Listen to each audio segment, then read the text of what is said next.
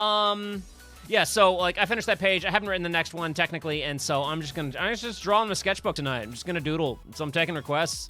I'm taking, like, hey, draw a plant. I'll draw a plant and do that right now. And that's what I'm up to tonight. And, Nice. Kyle and I had a little bit of a chat, before we started streaming about Elden Ring. Mm-hmm. Now, Elden Ring has been the topic of the day for the past 2 weeks, I think. Yeah, Because you know what? That's a video game. it certainly is that. It is a video game, and it has a lot of video game in it. Kyle and I have very different opinions of this video game. I would say that I really, really like this video game. I don't.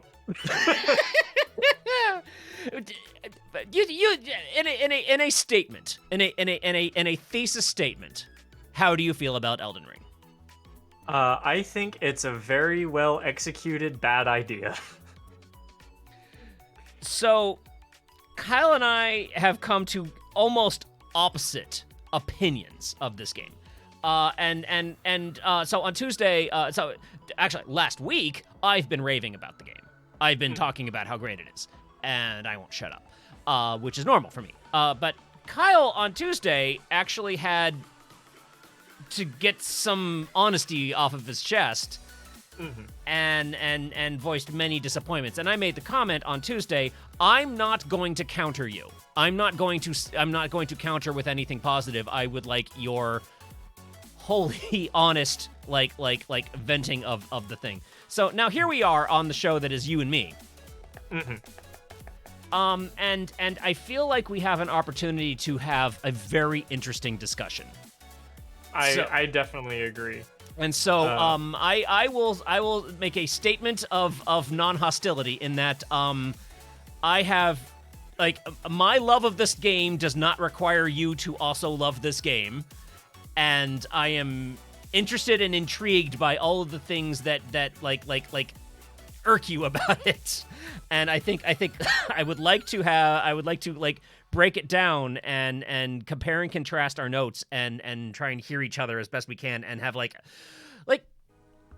well that's my statement of non-aggression. So where are you at? Very similarly. In fact, like, I would argue that I am, if anything, jealous that you like it so much. I really wish I was. Like, part of the reason why I'm so frustrated is I tried very hard to like it, and I was 80 hours in when I finally gave up trying to like it. I think I have an interesting place to start this. We're talking about Elden Ring. Yeah. So we're starting from the fact that I love the game, Kyle does not. Let's actually not mince words. What is the emotion? Disappointed? It's kind of disappointed. It's kind of more frustrated. I'm not sure I can condense my feelings down to just one emotion. I guess, like, part of this is to say, like, I am a huge FromSoft fan, and I have loved all of their games in recent memory since they started doing the Souls thing. But I think what they've done with Elden Ring kind of undermines a lot of what made those games fun for me. Or at the very least, cool for me. Got it. And so, like, I keep going into it, like, wanting to have fun, but I'm not. And almost all of my complaints are, if not directly because of, they are related to the open world.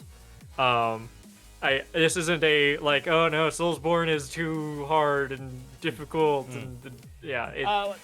Let's just to bring it back. Like if I said I love Elden Ring, what would your like one sentence opinion be? I'm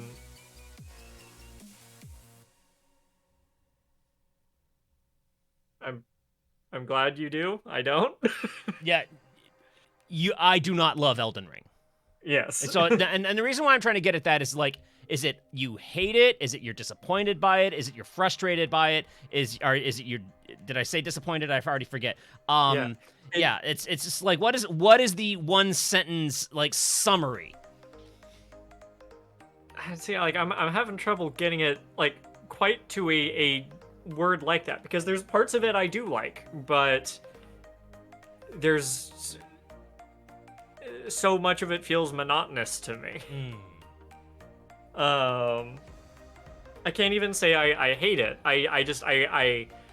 FromSoft does a really good job of with each game experimenting and making something very new with the same ingredients, and I just hope they don't do this again. Okay, that's close enough to the baseline I wanted to start at. I'm sorry. Your opinion of Elden Ring really reminds me of my opinion of Monster Hunter. I feel like the ingredients in Monster Hunter are ingredients I like, but the dish itself is frustrating. Like, I am bored, I am frustrated, I don't care. I'm not engaged. Let me compare that to things I think are cool about Monster Hunter. The monsters look dope. The world is interesting. The simplicity of, hey, what am I doing in this game? You're fighting some fucking monsters. It's like, what am I doing today? Hunting monsters. Why? Because you're a monster hunter. Got it. The selection of weapons and their move sets, that's standardized. The customization of it is like, I like this weapon set. Well, make your own and make it the one you want. Dope.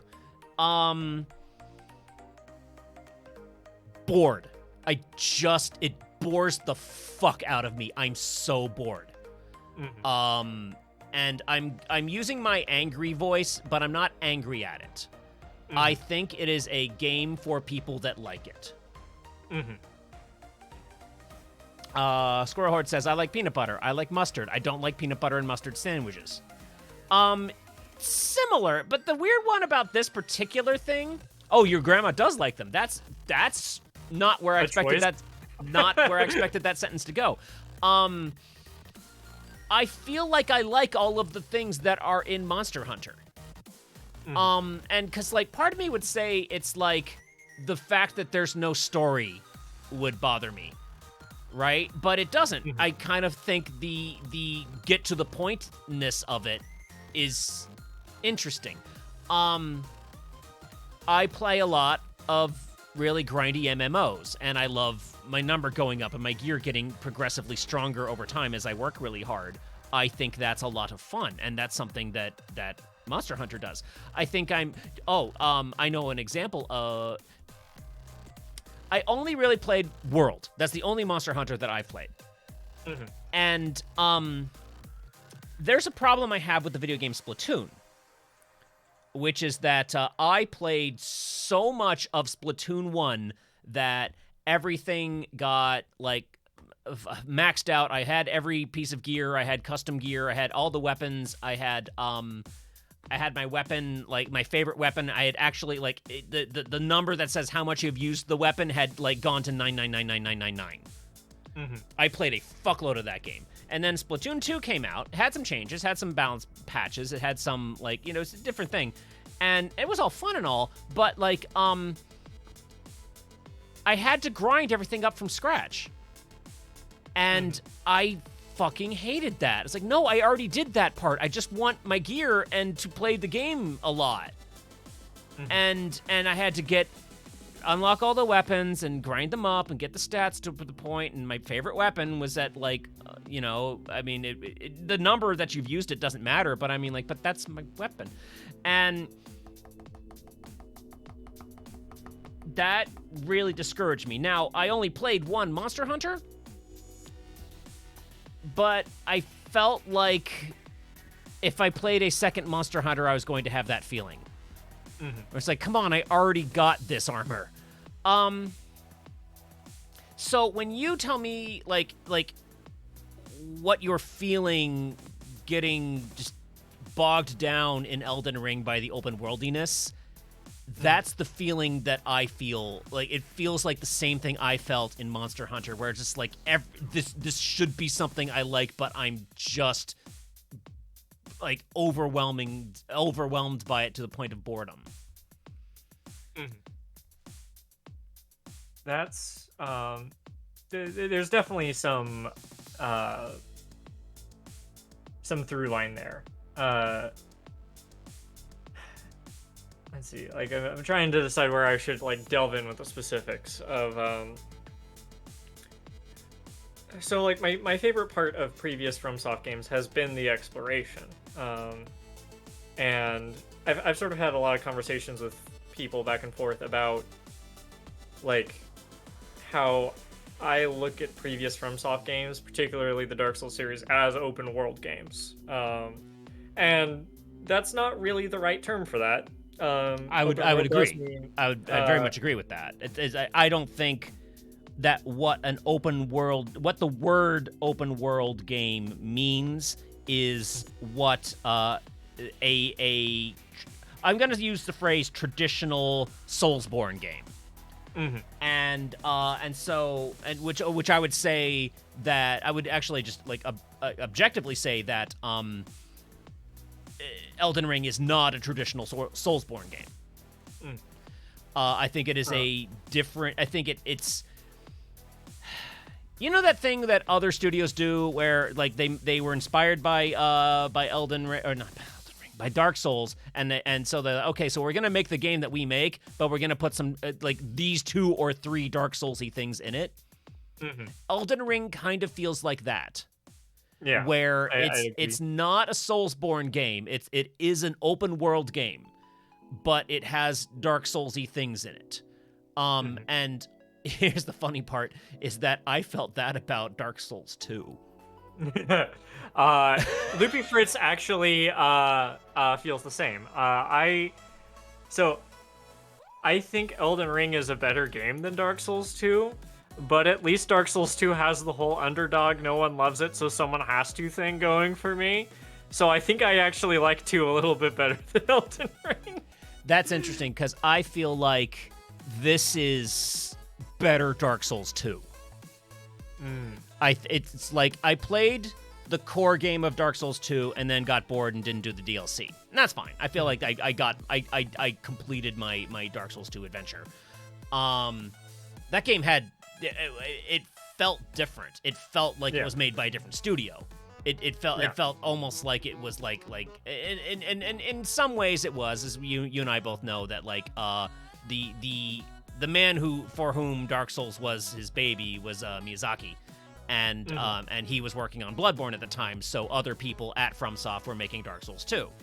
Yeah. And I think like in a world without Dark Souls 3, Dark Souls 2 was an interesting way to go with a sequel. And it's like, hey, well, let's see other things in this world. Let's go to other lands and let's do different mechanics and shake it up a bit. And it's like I could imagine a Dark Souls 3 that was even farther from what was the city? What's the country in the first one that I should know? Lodren? No, or is Lodren? Lodren, Drangleic, and Lothric. Okay, because I was worried I was going to mix up Lothric and Lodren, but it was Lodren was one. And then Lothric is what Lothric is, and because Dark Souls 3 that we got was a return to form. Yeah. So what is interesting to me is like everything you say when you talk about how I'm still not sure what verb to use. I feel I keep defaulting to disappointed. But when you talk about how disappointed you are with Elden Ring, I don't disagree with anything you say about the game. I think it is FromSoft's first delving into proper open world, here's a landscape open world. And I think like they had a frame of reference for what open world could be because of their they're tight level designs in, I'm going to use specifically Dark Souls 1, where it is a three-dimensional Castlevania. Mm-hmm. It is as tight of a world as a two-dimensional grid where you go one square over to the next room, one square and then square up and do a big circle, and it's the same amount of space.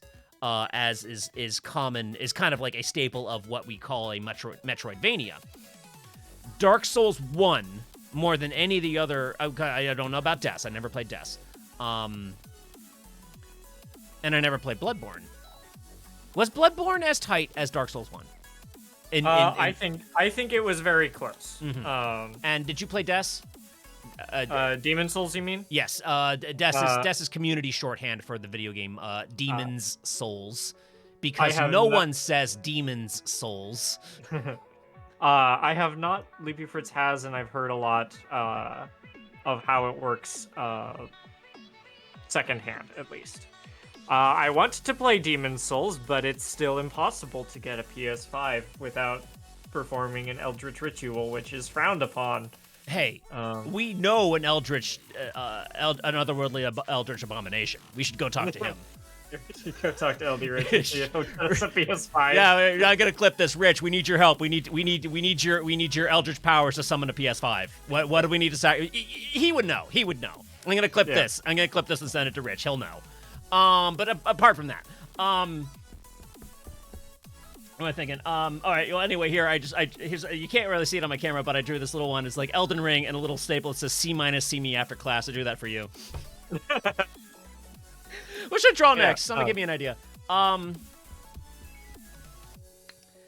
back on topic, because I kind of want to talk about like the things that I like, even though because I like the open world. I think it is a refreshing open world. I've played a lot of open worlds. I played a fuckload of I played Oblivion. I played Skyrim. I played Breath of the Wild. In fact, it was like I was on about my 7th Skyrim playthrough when you guys did the Dark Souls intervention, and Dark Souls just like replaced that in my brain as the game I want to play a bunch more of. So, getting a FromSoft open world game is just taking the thing that I was super nuts about before Dark Souls and Dark Souls and just smooshing it together and baking it into a cake. And so I'm really enjoying that cake. And so the things that I used to love in Skyrim, like, I'm not gonna lie, walking through a kind of boring landscape is delightful to me. I go hiking in the real world. And so I kind of zen out when I'm doing that. A dolphin as a Jedi, I can try that. This kind of goes into one of the other things I think about those. Like, it's not that I don't like open world games, and I should say that I have played open world games to death. Not just Skyrim and Breath of the Wild are two very standout, very amazing open world games, and I have trudged through the trash as well. I played a whole bunch of Assassin's Creed for a long time before I finally got tired of it, and Ubisoft, which is sort of the open world shit factory, frankly, at this point in history. And I played enough to kind of get tired of the formula. And there is one thing that is different between specifically Skyrim, Breath of the Wild, and most open world games, including Elden Ring, and that is the openness, the emptiness is the point. It is about the hike. It's not about the places you go. The places you go are detours before you get back on the hike. And to a certain extent, I think Elden Ring is built around this, but it also has these very interesting points of interest that are kind of the focus, but then the reward for going through the focus is more of the open world. And it really feels, to me, playing through it. It feels like I'm wading through a whole lot of nothing to get to the game I want to play when I'm going through the open world. Whereas with Breath of the Wild, the nothing is the game. That's fascinating because I got real bored with Breath of the Wild. Skyrim was a game that I replayed 7 times. And Oblivion before that, I played through it 4 times. I will never play Breath of the Wild again. I'm done. I got it.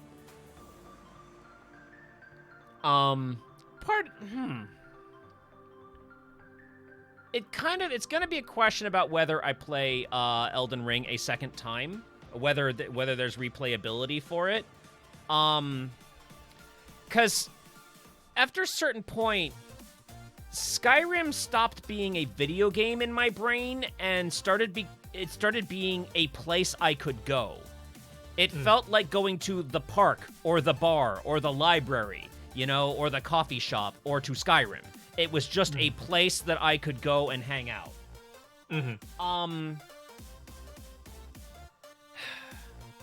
So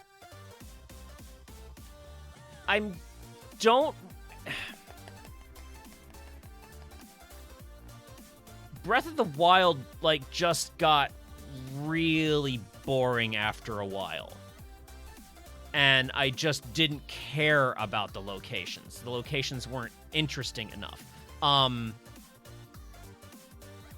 What was it about Skyrim that made me not feel that? I find it interesting because the thing you described about Skyrim being a place you could just go is something I feel about Skyrim and Breath of the Wild. I feel that thing for both of them. But I do feel that way about Elden Ring. Which I don't. Yeah. And I feel like that is a requirement for an open world game to be enjoyed, is you have to feel like it's a place.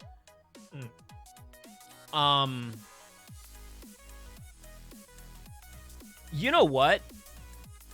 I feel that more for other Zelda games.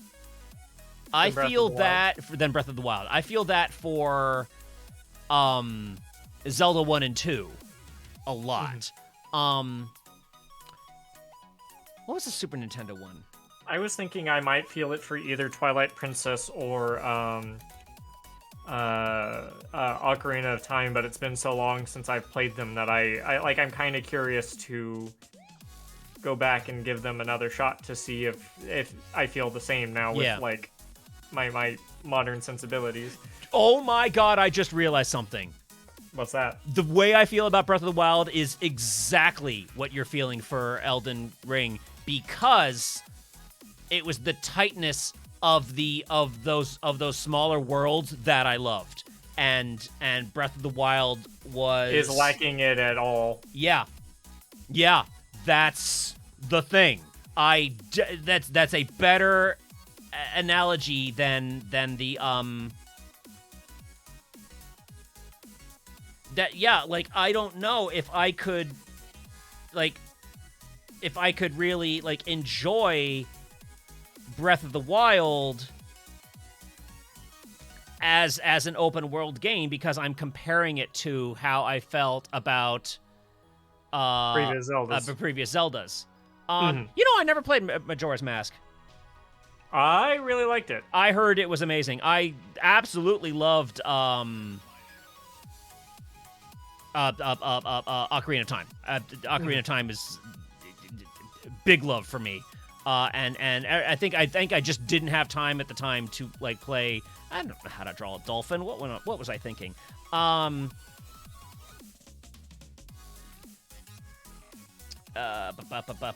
was I at? Yeah. So this dolphin is Jedi, and Kyle hates Elden Ring.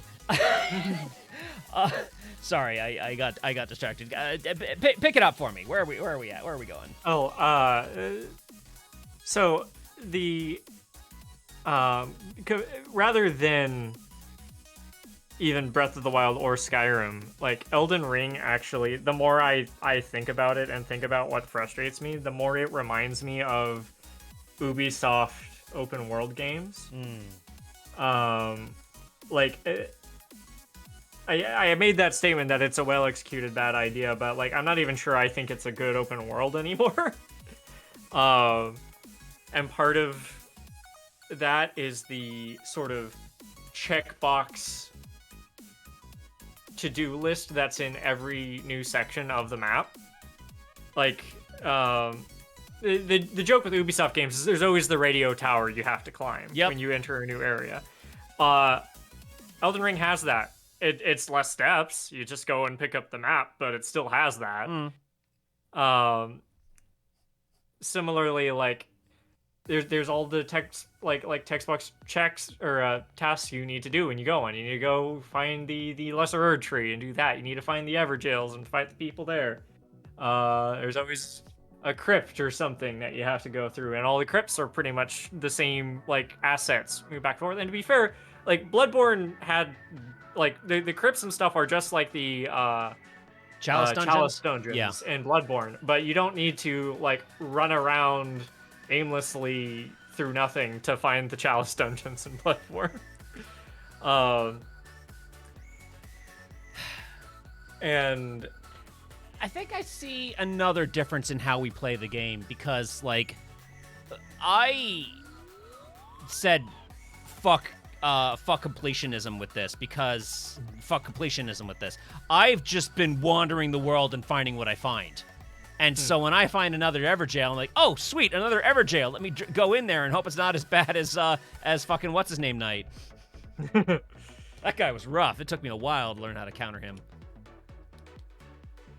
And maybe it's because I have tried to almost find everything that has like led to my like what I feel is like what I've described so far is something that like slowly stopped me from enjoying Elden Ring, but what like made me finally break and realize that I'm just not, this game just isn't for me, is the sort of repetition of assets, and particularly bosses and stuff.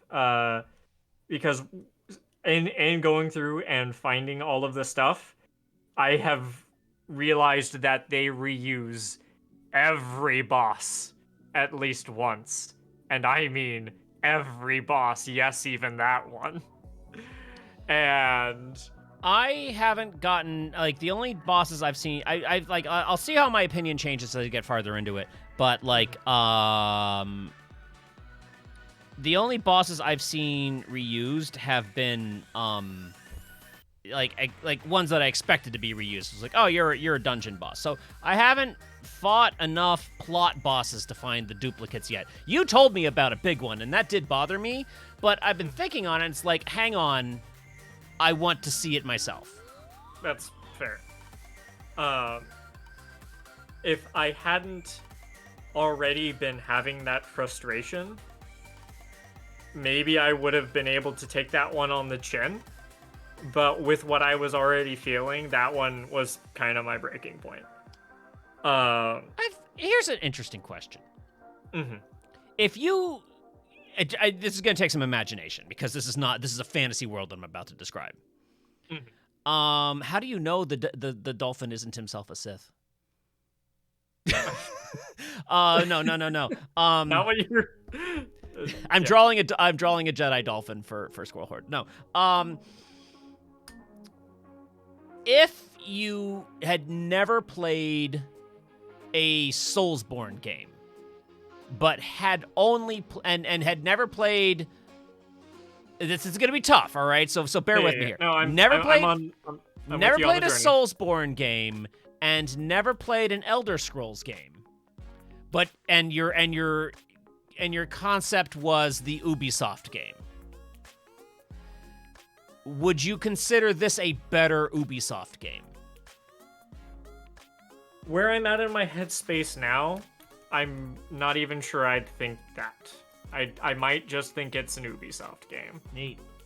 I'm having a harder time like imagining a world without my current like angst about the game than I am like a world where I haven't played those other games that I've definitely played a Yeah, lot because of. you've got big emotions on this. Yeah. I really can't stand Ubisoft game. Now, I phrased that exactly the way I wanted to. I said... I was curious if your mic just bugged out when No. you didn't pluralize that, but you're right. I really can't stand Ubisoft game. Mm-hmm. Ubisoft has a game that they keep making. I don't enjoy that game. What I find frustrating in the case of Ubisoft was there was more variance. Yes, they started off with just like open worlds, but as the years went on, it just became the one game. I remember like Assassin's Creed 2 is probably one of my like favorite games of all time. But I did they not just kept I had to fight my way through finishing Assassin's Creed 2. I was so fucking bored. I was astronomically bored. It's like I just don't want to play this game anymore. The only Assassin's Creed I've played is one of the best ones. I find it interesting, and I am kind of curious if I were to come back to it now, how I would feel. I do wonder what I would have said if I played that game when I was younger, because I played it like 3 years ago. Oh yeah. I do somewhat suspect it doesn't hold up by virtue of how the gaming landscape has changed since. Like at the time, because I played it pretty much right when it came out, it felt kind of revolutionary, and I just played 1 and 2, and it was a major growth from the first one. But they just never really grew from that point. In fact, it really felt like the games just got buggier and less complete. But the stuff in like the open world of Elden Ring, and this is probably what I should specify. The open world of Elden Ring feels just like an Ubisoft open world to me. When you get to the cool, dense story places, the first one most people will find is Stormvale Castle. Mm-hmm. That's the game I want to play. I want the whole game to be that. And they have many places like that. And I'd say the difference between, say, Dark Souls and this is that Dark Souls wouldn't have had the acres and acres of Ubisoft open world in between them. Do you know what I like? What's that? Time to breathe between those dense things. Because I love both. I love those dense things, and I love the world that they're in. And it feels fuller, but also emptier in a good way.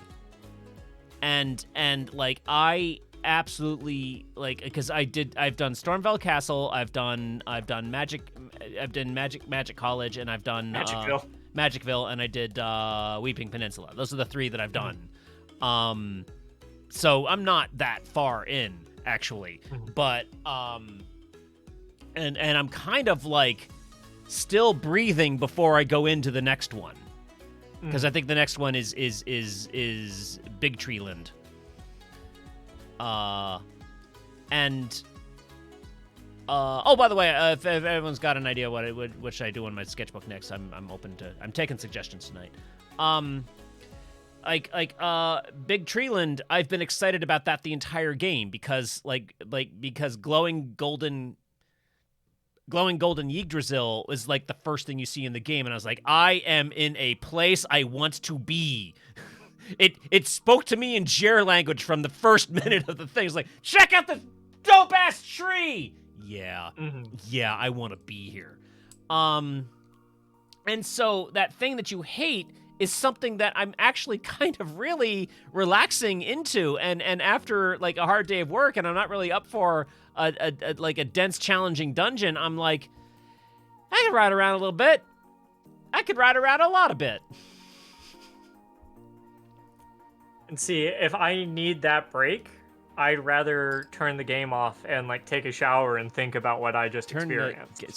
Turn the game. What? Stop playing game?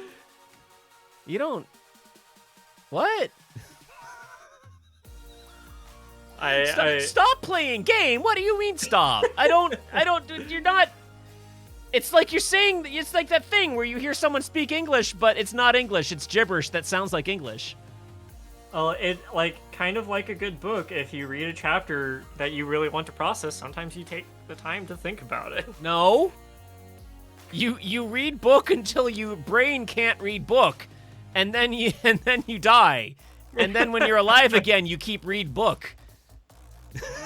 What is this? Stop! I don't understand. In fact, I think we just came upon another thing: is that Elden Ring actively prevents me from taking the space I want, because I can't just turn off the game. I have to still get to the next place. I joke, but like that must be You know what this reminds me of? What's that? Stretchy Seaman. Rubber pirate guy. So you've been fucking crushing One Piece. I can't even fathom. I can't even begin to process imagining myself watching that much of program. It's too much program. But that seems like the flip of you with like, why would I bother with this boring ass shit? Get me to the dense part. But I'm like, I like the open. I like the travel. And so like trying to watch One Piece would destroy me. I would not even come close to being able to do that. That's why I don't want you to watch One Piece. That's fair. No, I'm actually considering. I'm actually legitimately considering getting the comic book, because that I could crush. I think there's some stuff in the story of One Piece that you like. I am curious as to you watching, but like knowing you, by God, don't watch the anime. Like it's a major undertaking and like roommate bonding experience for us to do it, and it still feels like too much. Can you all right, just because like sometimes like buying the right thing is when it comes to manga is difficult. Can you help me just find like the like collected volumes and make sure I buy the right ones? I will do my best. Come over to my house and make sure I buy the right ones, because I would like to get that. Because there's actually like because I got into the first volume of Vagabond and the first volume of Berserk, and I was like, okay, this is fun. This is great. I could read this thick ass like extra thick boy in like a sitting. I like comics. I just pointed out Squirrel Horde when you were saying like you what I said didn't make sense. It's just like, why, Kyle? I didn't realize you spoke Latin. Yeah, this is the first volume of Vagabond. I did this in like a day, and it's fucking great. I probably shouldn't flip through it because there's dudes just dropping ass in this. They're samurais walking around in feudal Japan, and they're like, I need to poop, and boy do they. Do you know how they win the first fight? The guys that are trying to kill him slip in his shit, and then they beat his ass. It's a major theme of Vagabond is like following Bushido versus fighting to survive. And the guy basically only knows how to fight to survive, and he's trying to establish himself as a badass swordsman in like not for any particular purpose so far, mainly just to show that he is a good swordsman. And he's going against like Bushido ass fucking proper samurais, and all of the positive and negative historical details that entails. And he's just like, I'm gonna fuck you up. And they're like, you are not even anywhere close to our level of bullshit. And he's like, yeah, but I'm gonna fuck you up though. It's a really good comic. But hang on, are we? How can we get to like I don't know, like a something conclusive on Elden Rings? Because you know what? I feel like I probably like would have came into this when I first started loving the game, which is like, one way or another, a FromSoft game is never for everyone. I don't think any FromSoft game. Well, I haven't honestly played anything before Dark Souls. I kind of want to play Armored Core or Metal. Armored Core, yeah, whatever. Their robot game sounds very interesting. Apparently, Patches is in it. Oh, I know about Patches Never Dies. Yeah, do you know what I really want to get my hands on? What's that? Metal Wolf Chaos. Oh boy. Do you know about Metal Wolf Chaos? I do not. Rich, are you telling me that a FromSoft game is dense? Apparently. And I don't know even like a single thing about Kingsfield. Oh no, I actually know a single thing about Kingsfield. I know one single thing about Kingsfield.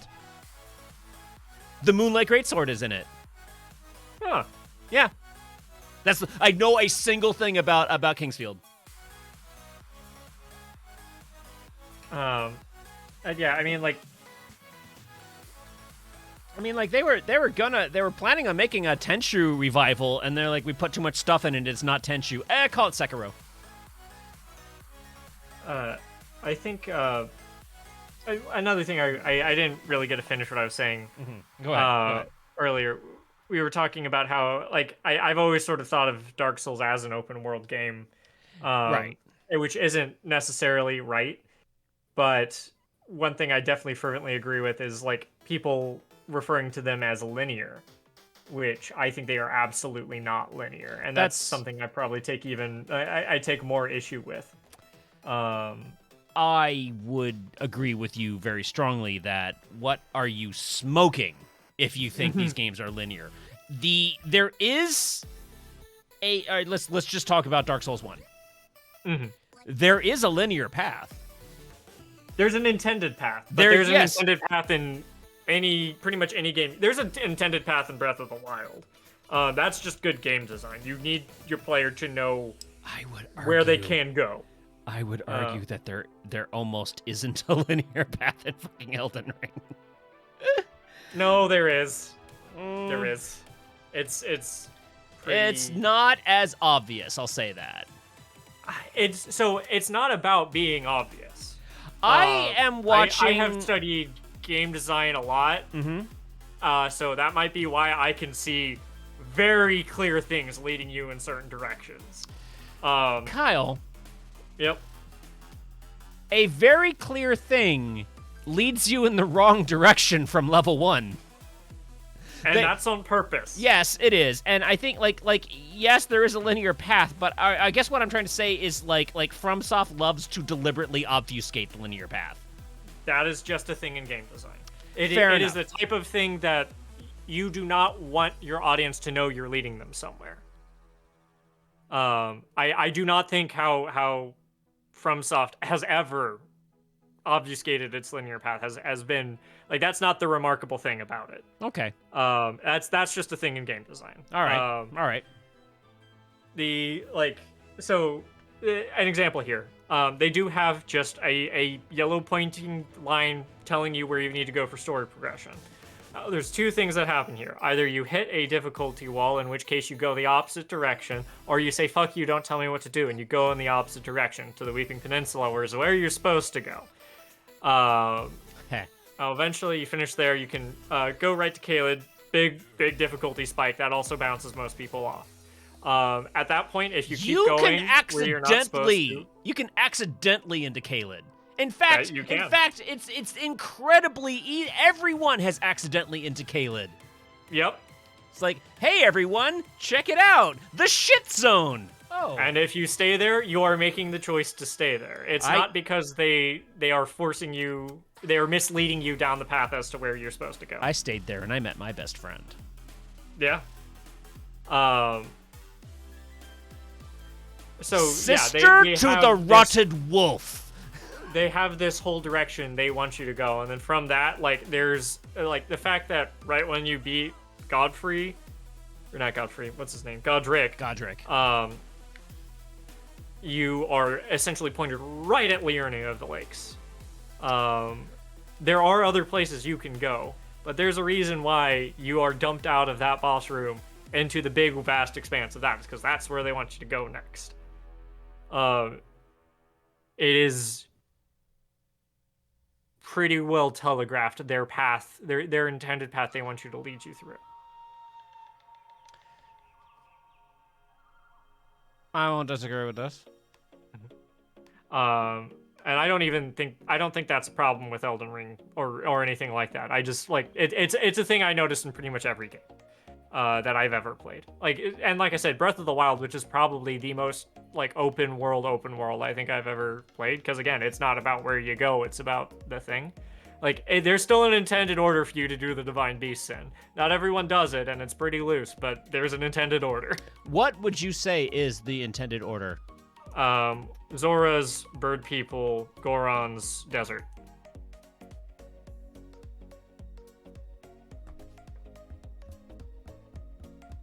I would say Bird People first. It's a little, those two are probably the closest interchangeable, but there's landscape stuff that does roll you down the hill towards Zora's first. But yeah, Birds and Zoras are the closest two, but it's definitely Desert last. It's definitely Goron second to last. Like the difficulty of enemies and the problems you run into are scaled for that general order. I'd agree with that. Yeah. Steam just told me that my ex is playing Elden Ring. I didn't need to know that. Didn't need that information. Let's see. We've done 50. We've done 50 damn minutes. Mm-hmm. Are we good? Because my closing statement is no FromSoft game is for everyone. Mm-hmm. And I knew before I touched Elden Ring that I didn't suspect that I wouldn't like it. Which if I in fact didn't like it, that would jar the fuck out of me. Which I understand why you are so jarred, my good friend. But I knew that a FromSoft game would not be. That's not actually true, because I didn't like Sekiro. Mm-hmm. And I was prepared to love the shit out of Sekiro, and I kind of still love Sekiro in spirit. Mm-hmm. But I actually didn't. I bounced off of Sekiro and I've never gone back. Maybe we'll finish it someday, but like I would actually say that I didn't enjoy Sekiro. Mm-hmm. And that's mentioned this. Why I would be? mentioned this Yeah, go ahead. I mentioned this during Sakaga. Is like when slugging through Elden Ring, I just start craving playing Sekiro. Yeah, and I think the end of this sentence, this conversation, is that no like FromSoft makes what it wants to make. Mm-hmm. And let's transcend whether we like it or not. You and I have both made clear how we feel about it. I wonder honestly if you agree with this statement. I feel like this was the game FromSoft wanted to make. Would you agree with that at least? I think so. Yeah. There's a cynical part of me that goes, oh, they're just wanting to jump on the AAA open world trend, but I don't think that's actually true. I don't think that's the case either. I feel like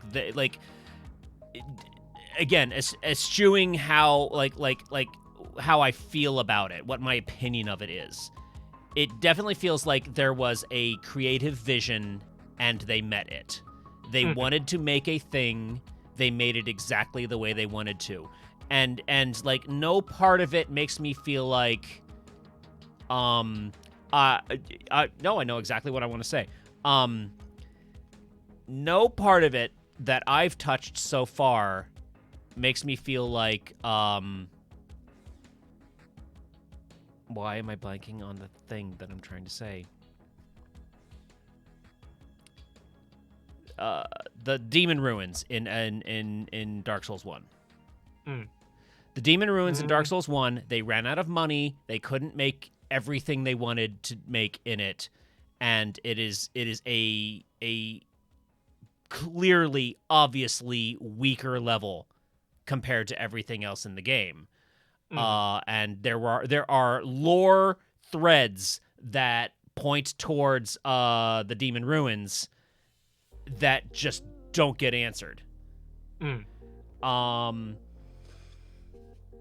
I think there is, well, this is more of me saying the same as I think there's game design decisions that they made on purpose that feel like that to me, that were because of the open world. Like, when I say like yes, but they wanted to make an open world. Yeah. And they made the open world that they wanted to make. Yeah. They That's fair. did cost. They dealt with scope and cost in the way that they chose to, but they chose to. And That's so a fair assessment. yeah. I'm just reminded of sorry, I'm still mad about the repeated bosses, because it's not just, I just have one more thing to say. I'm sorry. It's when they reuse bosses, like they reuse all of them, but the ones you think they reuse, they super reuse a lot. And that's just like, fight the gargoyle cat, then you fight the gargoyle cat with 3 heads, and then you fight the gargoyle cat with 3 heads and a bunch of ads, and then the gargoyle cat with 3 heads, but he uses magic, and then you fight 2 of them, and then you fight 2 of them with a bunch of ads, and it's just... Are you sure they didn't run out of money?